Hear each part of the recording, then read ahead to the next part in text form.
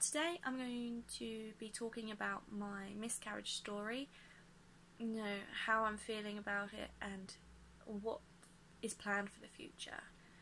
So Sam and I haven't been trying, and we weren't trying for a baby. It's just one of those things that happens if you're not 100% safe. So, unless you're ready, you should be 100% safe, which we were kind of silly about that and still are, but I'll talk about that in a minute. It started with us travelling up to Scotland. I've always wanted to go, so Sam decided, you know what, let's go. It was our first holiday together, and I think it's been our only holiday together. It started off alright, the trip. We drove up there all the way down from kind of like Brighton, so one end like very down south of the country, right up north. And he had some car troubles. His car engine kind of exploded whilst we were driving up there. I had been asleep the whole time, and then all of a sudden his car wouldn't work, so we ended up kind of pulling over onto the motorway and had to wait there for a good couple of hours until someone towed us. Instantly I was like, let's just go home. The guy said, leave the car here, we'll fix it. You can have a courtesy car, you can either go home or you can keep going with your travels. I said let's go home, and he's like, no, let's do this, we've waited so long to go on holiday together. And we should have listened to myself, as always. We eventually got up to, before we got to Scotland, we stopped up in the North York Moors, which is where Sam kind of grew up, so he's come down very far from where he used to live, and it was nice. But this is when it started, and I remember it so vividly. It still haunts me. I was about a week and a half late for my period, so I still was like, kind of waiting for it, because I've never been pregnant before, but I had so many symptoms, and all of a sudden they kind of stopped. Like my boobs weren't sore anymore, they didn't ache, I wasn't as tired, like considering that I had been sleeping for days before I came on holiday, and then all the way up for the drive in Scotland. And driving to Scotland, it takes a long time. So we were staying in like a pub B&B thing in the North York Moors, and I got the most horrendous cramping that I've ever had, to the point where I felt so sick. I just needed to like roll around in pain, basically. However, there was no blood, so eventually I managed to fall asleep again, and we carried on with our journey up to Scotland. So we stayed at in this like wigwam kind of teepee thing. It's like a wooden hut, and we stayed up there. So the first night went fine. Didn't have any more cramping, no more pain, nothing. It was really good. However, our first day we woke up and we were going to go to Edinburgh Zoo, because that is one of the things I've always wanted to go and see, because they got pandas there. I mean, who wouldn't want to go see that? And I woke up and I had really bad stomachache, and I was like, okay, my period's starting. It just felt like the worst period I've ever had, basically. And I started bleeding, so I was gutted. At the point, I didn't realise that there was a huge possibility that I was pregnant until later. We got to Edinburgh Zoo, and because it's so busy you have to queue up outside, and as I was queuing the pain just got worse. It intensified so much that I started seeing spots, I was sweating, so clammy, I just felt sick, and I just wanted to curl up and sleep and just cry. We eventually got into the zoo, and I had to go straight to the bathroom. I could feel so much blood coming out. So I went to the bathroom, and then we tried to carry on walking. Edinburgh Zoo is kind of built on a hill, so we started walking up, and I struggled. I would take a few steps and be like curling over in pain. Eventually, we got to one of the exhibits. It's like a little one, and I was like, I'm gonna throw up. This pain is so bad, and I just was sick everywhere. The pain just kept getting worse and worse. I kept being sick. I just had to sit down. I was crying. I said to Sam, something's wrong. And I literally thought I was going to have to go to hospital with how much pain I was in. And obviously I was bleeding quite a bit. So we decided to go. We weren't there very long, about half an hour, so we left. I couldn't even sit up in the front seat, like the passenger seat. I was laying down in the back seats, along the back seats, and I was just crying my eyes out because I knew that at that point I was having a miscarriage. I kept seeing him looking in the rearview mirror at me, and he just looked so upset and worried about me, and I think he had no idea until I got back to the place we were staying, took some medicine for the pain. It eased a little bit, but I was still crying, still going to the toilet, just bleeding some more, and eventually I fell asleep, and when I woke up we had a chat about it. I let him know that I was like, I'm pretty sure I'm having a miscarriage, and the look on his face was like, I didn't even realise there was a possibility of you being pregnant. But we're not that safe.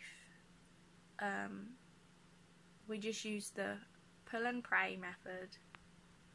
I know that's a lot of information that people probably didn't want to hear, but I've tried lots of stuff and it just doesn't work for my body, so that's what we were left.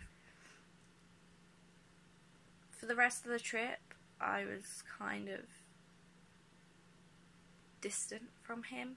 We ended up going back to Edinburgh Zoo, having to pay another lot of money to get in. So I think in total we spent nearly £100 on the zoo trip. What made it worse, and what made me think even what the fuck has happened, basically, excuse my language, is I am on anti-anxiety meds, basically. They're to control my anxiety, my panic attacks, also slightly with depression, and I have to take them every day.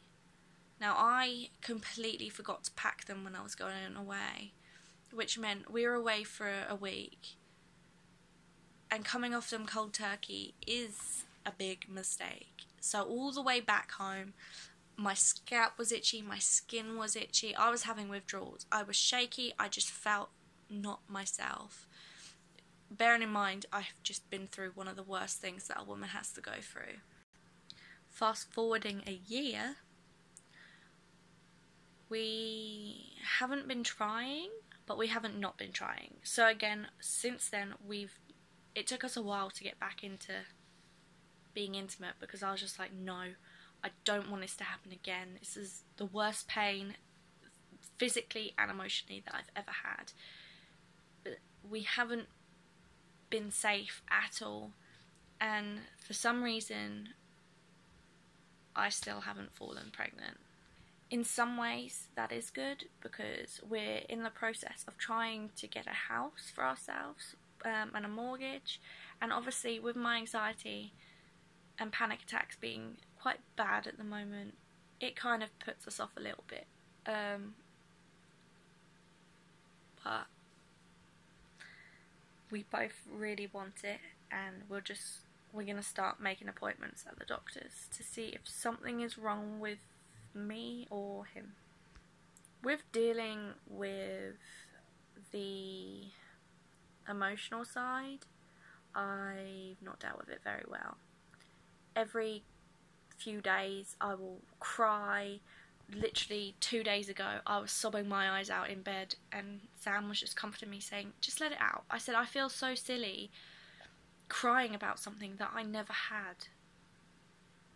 It was a ball of cells or something, you know, it was very minute, and I said, people go through so much worse than this. But because of my anxiety and my panic attacks that I suffer with, I really struggle to lead a normal life. I can't go out, I can't go on dates, I can't go out to the cinema, I can't really do anything. But the one thing that my whole body yearns for is to become a mother. And everyone says to me, once you become a mother, your anxiety should level out, you'll be more focused on them than you are on yourself. I still think that it was my fault for being off the meds, and I've spoken to multiple doctors about it. One of them says you shouldn't be on medication if you're going to have a baby. Basically, they said, should you even be having children if you are needing medication, which really upset me. So I've spoke to my other doctor about it, and they said, no, that's a lie, you know, there's been tests on this medication, nothing has been proven to hurt them if you're on a low dose like I am, you know, and they will lower it even more. They get these people to double check, and eventually they will, ideally we want you to come off, but it's not possible, and some people just can't. Now, one thing I struggle with the most is finding people to talk to about how I'm feeling. Sam's mum was the first person to know that we'd been through a miscarriage, other than us to ourselves. And having her be so supportive, she's been through one before, and she said, you know, I'm here for you if you ever need to talk.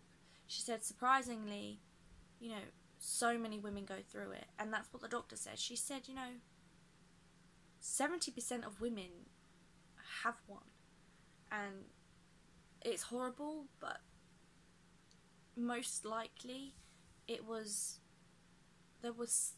some sort of problem, so it wouldn't have developed properly anyway. I mean, it still makes me feel rubbish, thinking, what did I do wrong? But, you know, so I've had Sam's mum to talk to, and I've had Sam to talk to. It took me a while to tell my mum. I wanted to tell her in person, but she kept cancelling on me, because obviously I live half an hour away, and I don't drive. So I was relying on Sam to take me, or my mum to come and see me. And she was just really busy. There was a lot going on. My grandparents were poorly. But eventually I just told her over the phone, and she just kind of went a bit quiet. I haven't really spoken to her again about it since then. I spoke to her around the 1 year mark and just said, you know, I'm really upset.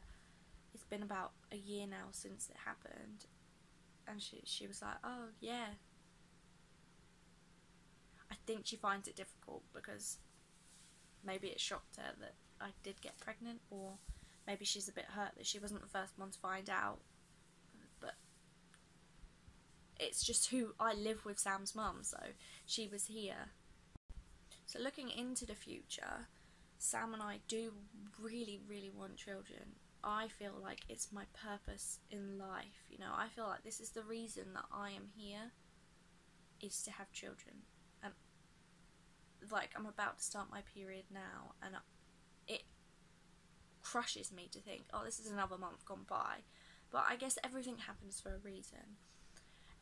Sam and I have sat down and spoken a lot about this. We are going to go to the doctors and just see, because we want to make sure that even if it's not for now, because really we don't have our own place, it's not really sensible, is it? But we want to plan for now to see if we are both fertile, because when it comes to the point where we actually do start trying for children, we want to make sure that everything's okay. We both want quite a big family. We want about 3 or 4 children. And my whole life plan was like, I want my 3 or 4 children by the time I'm 27. That's not going to happen now unless they're like triplets or twins.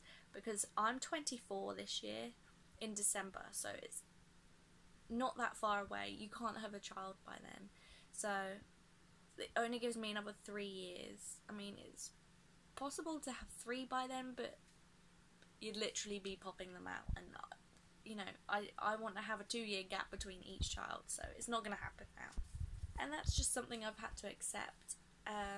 You know, I want 3 or 4, but to be honest, I would still be happy with just 1. And if we find out that we can't naturally have children, there's so many other ways to have them. So we will definitely be having kids, but you know, my and his plan has now been changed a little. But that's what happens in life. Things get thrown at you, you have to adapt, and you know, we're now putting all of our energy into saving for a mortgage and getting a house, and just loving our 2 dogs. So, you know, it's one of those things. I know this has been a really long video, so I'm going to end it here, and go and get some food because I am super hungry. Anyway, thank you so much for watching, and if you have any issues, you know, that you've been going through yourself, be it anxiety, panic attacks, depression, if you've been if you're emotional, if you've been through something, or a miscarriage or anything, you know, I'm always here to talk, and it'll be nice to have someone to speak to as well myself.